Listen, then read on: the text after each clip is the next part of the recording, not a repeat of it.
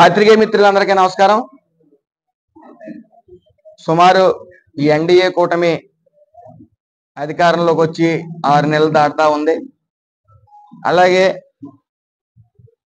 ఓ ఎమ్మెల్యేగా ఎన్డీఏ కూటమి తరపున ఎమ్మెల్యేగా ఈ 6 నెలల్లో ఏమి అభివృద్ధి చేశాం ఈ నియోజకవర్గానికి అనేది ఈ యొక్క మన నియోజకవర్గ ప్రజలందరికీ తెలియజేయాలి కాబట్టి ఈ ప్రెస్ మీట్ అనేది పెట్టడం జరిగింది. సుమారు ఆర్ఎన్బి ద్వారా 7,86,00,000 రూపాయలు మంజూరు చేయడం జరిగింది రోడ్లకి. అలాగే పంచాయతీరాజ్ ద్వారా 7,16,00,000 అంటే టోటల్ 15 కోట్ల రూపాయలు రోడ్ల కోసం రోడ్లు నిమిత్తం నిధులు విడుదల చేయడం జరిగింది. వర్కులు కూడా జరుగుతూ ఉన్నాయి. అదేవిధంగా ఆర్డబ్ల్యూఎస్ సుమారు 9,22,00,000 మంజూరు చేయడం జరిగింది. అలాగే సీఎం రిలీఫ్ ఫండ్ ద్వారా సుమారు 46 మందికి 86 లక్షల రూపాయలు ఇవ్వడం జరిగింది. క్యాటిల్ షెడ్ల నిమిత్తం 4,09,00,000 సుమారు 195 షెడ్లకి మరి లోన్లు శాంక్షన్ చేయడం జరిగింది. అలాగే కమ్యూనిటీ హాల్స్ నిమిత్తం ఎంపీ ల్యాట్స్ ద్వారా సుమారు 50 లక్షల రూపాయలు ఇవ్వడం జరిగింది. అలాగే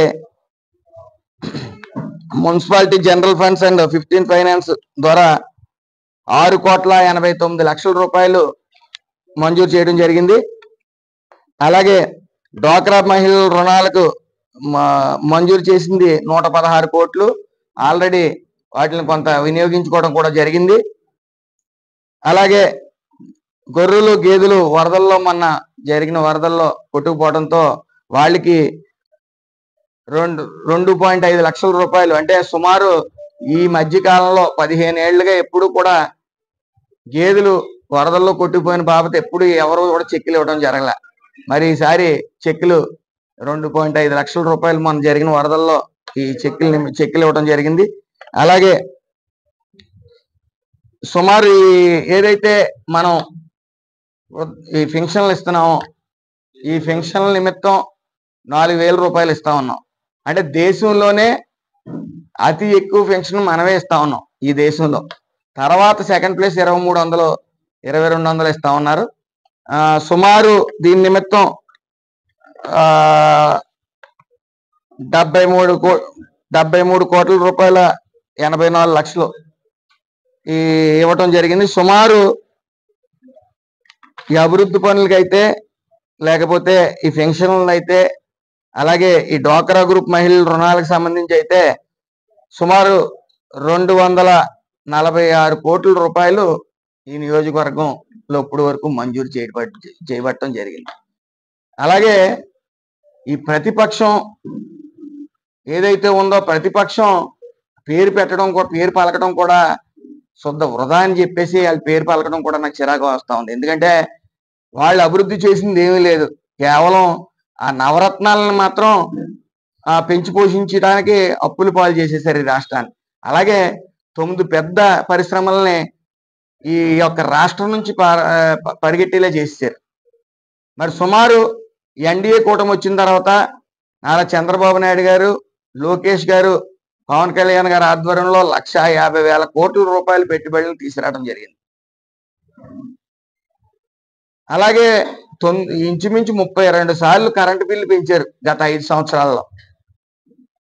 సుమారు 32,000 కోట్ల రూపాయలు ప్రభుత్వం మీద భారం వేయించడం జరిగింది ప్రజల మీద. అలాగే ఈ రోజున కపట నాటకం ఆడి ఉద్యమాలు చేస్తా ఉన్నారు. అసలు ఏ అర్హత ఉంది? గత 5 ఏళ్ళలో వాళ్ళు చేసిన అభివృద్ధి ఏంటి? రాష్ట్ర ఆర్థిక అభివృద్ధి కుంటుపడింది.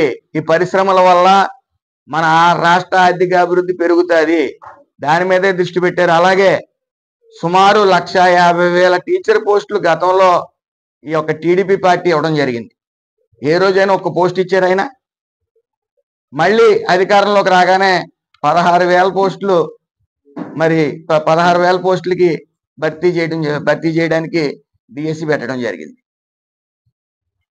ఈ ఏ ఏ విధంగానే డెవలప్ చేయకుండా ఏదో ప్రజల మధ్యకి ఇవ్వలేదని చెప్తా ఉన్నారు. ఒకటి మాత్రం గుర్తించాలి, గతంలో అమ్మఒడి పేరుతో సంవత్సరం తర్వాత ఇచ్చారు వైసీపీ ప్రభుత్వం. మేము కమిట్ అయి ఉన్నాం. ఖచ్చితంగా స్కూల్లో పిల్లల ఆరోగ్యం విషయంలో ప్రోగ్రెస్ కార్డుతో పాటు వాళ్ళ ఆరోగ్య వివరాలు కూడా అందులో పొందుపరుస్తున్నాం. అలాగే ఇంటర్మీడియట్ స్టూడెంట్స్ కూడా మధ్యాహ్నం భోజన పథకం పెట్టడం జరిగింది. విద్య అనేది కేవలం రంగులేసి 2 టైల్స్ వేసేస్తే పిల్లల మేధావులు కారు. టీచింగ్ స్టాండర్డ్స్ పెరగాలి. దాని నిమిత్తం ఏ రోజైనా ఈ పేరెంట్స్ తోని టీచర్స్ తోని రివ్యూ మీటింగ్ కానీ ఓ ప్రోగ్రామ్ కానీ కండక్ట్ చేశారా? ఏ శాఖతో అయినా సరే ఓ రివ్యూ మీటింగ్ కండక్ట్ చేశారా గత ప్రభుత్వం? ఏమి చెయ్యకపోగా అవగాహన లేనితనం. ఏ రోజు వరదలు వచ్చినప్పుడు ఒక్క కాలు మట్టిలో పెట్టిన వైనం జగన్మోహన్ రెడ్డికి లేదు. ఏదో హెలికాప్టర్లో తిరుగుతా చక్కర్లు కొడతా చూసారే తప్ప మన నారా చంద్రబాబు నాయుడు గారు విజయవాడ వరదల సమయంలో మరి నిరంతరం ఆ బురద నీటిలోనే తిరుగుతూ పవన్ కళ్యాణ్ గారు సుమారు 4 కోట్ల రూపాయలు, వాళ్ళ ఫ్యామిలీ నుంచి 6 కోట్ల రూపాయలు, సుమారు 10 కోట్ల రూపాయలు రాష్ట్రానికి అందించారు. ఆయన చూడండి, 1 కోటి రూపాయలు ఇచ్చారు, ఎవరికి ఇచ్చారో తెలియదు జగన్మోహన్ రెడ్డి. మరి నిరుపేద కదా 1 కోటి రూపాయలు ఇవ్వడానికి, లక్షల కోట్లలో అభియోగాలుండి స్కాముల్లో. ఏదేమన్నప్పటికీ రాష్ట్ర అభివృద్ధి కోసం నారా చంద్రబాబు నాయుడు గారు, పవన్ కళ్యాణ్ గారు, లోకేష్ గారు నిరంతరం శ్రమిస్తా ఉన్నారు. నిద్రాహారాలు లేకుండా కూడా శ్రమిస్తా ఉన్నారు. అలాగే మేము కూడా ఏ నియోజకవర్గంలో ఆ నియోజకవర్గంలో ఆల్రెడీ మేము ఆర్ఎన్బికి 56 కోట్ల రూపాయలు ప్రపోజల్స్ పెట్టడం జరిగింది. అలాగే పంచాయతీరాజ్కి 67 కోట్ల రూపాయలు ప్రపోజల్స్ పెట్టడం జరిగింది. కాబట్టి అభివృద్ధి విషయంలో వాళ్ళకి మాట్లాడే అర్హత లేదు, అందులో ఏ విధమైన సందేహం లేదు. అలాగే ఈ విద్యుత్ బిల్లులు పెరిగాయని చెప్పి కపట నాటకాలు, కపట వేషాలు వేస్తా ఉన్నారు. అవి ఎవరో జనం అందరూ హాస్యాస్పదంగా తీసుకుంటున్నారని నేను తెలియజేస్తాను.